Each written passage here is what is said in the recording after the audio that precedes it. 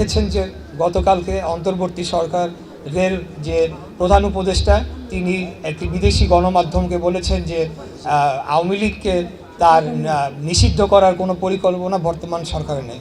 পরবর্তীতে এই নিয়ে সোশ্যাল মিডিয়ায় ব্যাপক লেখালেখি হচ্ছে এবং নতুন দল এনসিপির ছাত্র নেতারা সহ অন্যান্য সকল গণ অধিকার পরিষদ ভিপি নুরুল হক নূরের দল এখন বর্তমানে মিছিল করছে। আমি একটু আগে এটা লাইভে দেখলাম এবং সারা দেশ বিক্ষোভে ফেটে পড়েছে। মোট কথা তা আমি আপনাদেরকে সুস্পষ্ট করে বলতে চাই, বাংলাদেশ জাতীয়তাবাদী দলের অবস্থান কিন্তু খুব সুস্পষ্টভাবে ব্যাখ্যা করা হয়েছে গত ফেব্রুয়ারি মাসের 5 তারিখ, যখন আমাদের জাতীয় স্থায়ী কমিটির অন্যতম সদস্য জনাব সালাউদ্দিন আহমেদ উনি স্পষ্ট করে বলে দিয়েছেন যে আওয়ামী লীগের কবর, আওয়ামী লীগের রাজনীতির কবর গত 5ই আগস্ট রচনা হয়ে গিয়েছে।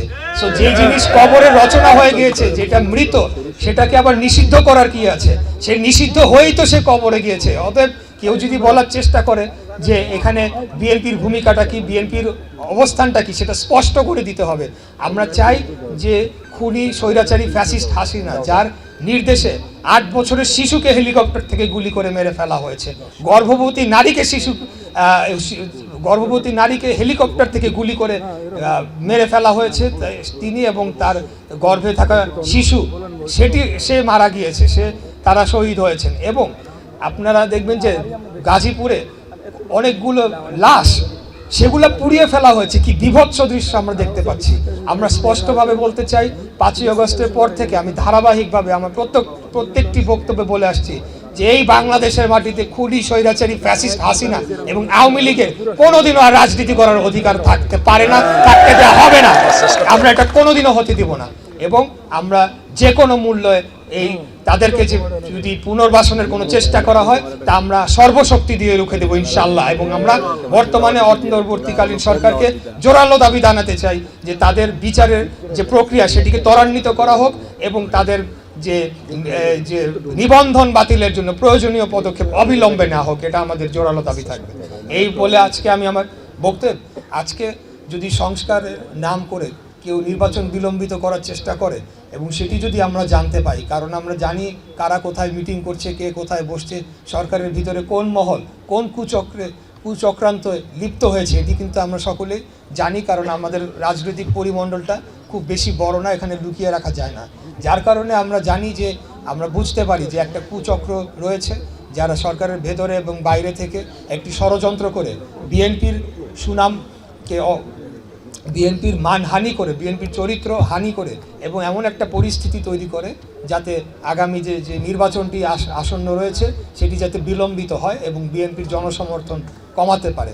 তো সেই কারণেই আমরা বারে বারে নির্বাচনের কথা বলি। আমরা যখন নির্বাচনের কথা বলি তার মানে এই না যে আমরা সংস্কার চাই না।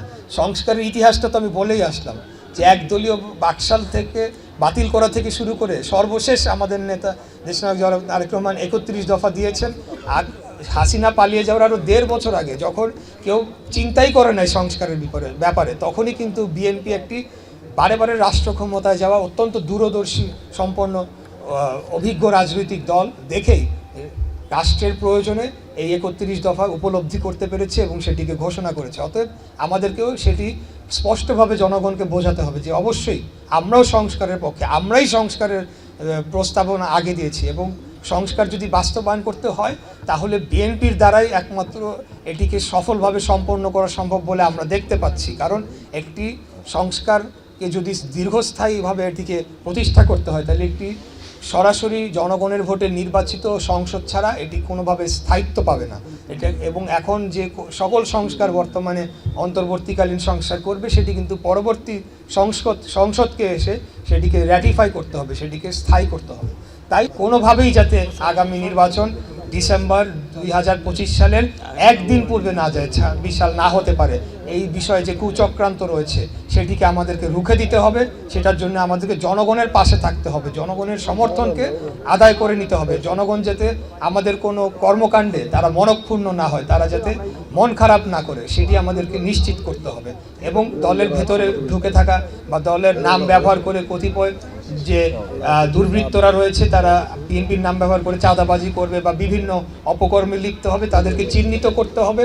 এবং আমাদের নেতা স্পষ্ট বলে দিয়েছেন যে কতিপয় ব্যক্তির জন্য আমরা পুরা বাংলাদেশের যারা বিএনপি করি, আমরা জনগণের জন্য রাজনীতি করতে চাই, আমরা এই দায়ভার নিব না। অতএব তাদেরকে চিহ্নিত করুন, তাদেরকে প্রতিহত করুন, রুখে দিন এবং বাংলাদেশে একটি পরিস্থিতি এমনভাবে তৈরি হোক যাতে গণতন্ত্র স্থায়ীভাবে প্রতিষ্ঠা। আমাদের নেতা দেশনায়ক জনাব তারেক রহমান, উনি এই আন্দোলনের মূল কারিগর ছিলেন, মূল নেতৃত্বে ছিলেন, কিন্তু আমরা কিন্তু সেই ধরনের যে একটা ক্রেডিট নেওয়া বা সেটার জন্য আমাদেরকে একটা নিয়ে নিতে হবে সেই ধরনের মনোভাব আমাদের ছিল না।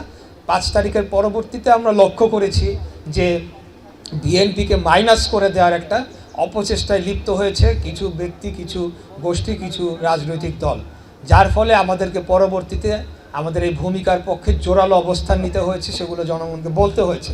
কিন্তু আমার মনে হয় না জনগণকে প্রমাণ করে দেওয়ার কিছু রয়েছে। বিগত 16 বছর ধরে আমরা যে আন্দোলন সংগ্রাম করেছি সেটা জনগণ যথেষ্ট ওয়াকিবহাল রয়েছে। এখন প্রিয় নেতৃবৃন্দ, এই যে আমরা আন্দোলন করলাম, সংগ্রাম করলাম, এটার উদ্দেশ্যটা কি? উদ্দেশ্য হচ্ছে বাংলাদেশের জনগণের অধিকার, বাংলাদেশের স্বাধীনতা সার্বভৌমত্বকে রক্ষা করা, জনগণের ভোটের অধিকারকে নিশ্চিত করা, গণতন্ত্রকে প্রতিষ্ঠা করা এবং একটা সুখী, সমৃদ্ধশালী, উন্নয়নশীল এবং শক্তিশালী রাষ্ট্র গড়ে তোলা। এই দক্ষিণ পূর্ব এশিয়া যাতে কোনো রাষ্ট্র আমাদের দিকে চোখ রাঙাতে না পারে, আমরা যাতে অন্যতম একটা শক্তিশালী পরাশক্তিশালী রাষ্ট্র হয়ে উঠতে পারি। সেই লক্ষ্যে যদি আমাদেরকে কাজ করতে হয়, আমাদের কাজ কিন্তু শেষ হয়ে যায় নাই। আমরা আন্দোলন করেছি, একটা ধাপ আমরা সম্পূর্ণ করতে পেরেছি। আমাদেরকে কিন্তু চূড়ান্ত পরীক্ষা দিতে হবে একটি গণতান্ত্রিক উপায়ে সুষ্ঠু, সঠিক, অবাধ, নিরপেক্ষ, অংশগ্রহণমূলক, গ্রহণযোগ্য, আন্তর্জাতিকভাবে গ্রহণযোগ্য নির্বাচনে অংশগ্রহণ করে জনগণের ভালোবাসা, জনগণের ভোট প্রয়োগ করার মাধ্যমে যদি আমাদেরকে নির্বাচিত করা হয়, তখন আমরা রাষ্ট্র ক্ষমতায় গিয়ে এগুলো যে 31 দফার যেটা নিয়ে আমি একটু পরে বলবো যে কর্মসূচি, সেটিকে বাস্তবায়ন করতে পারবো। এখন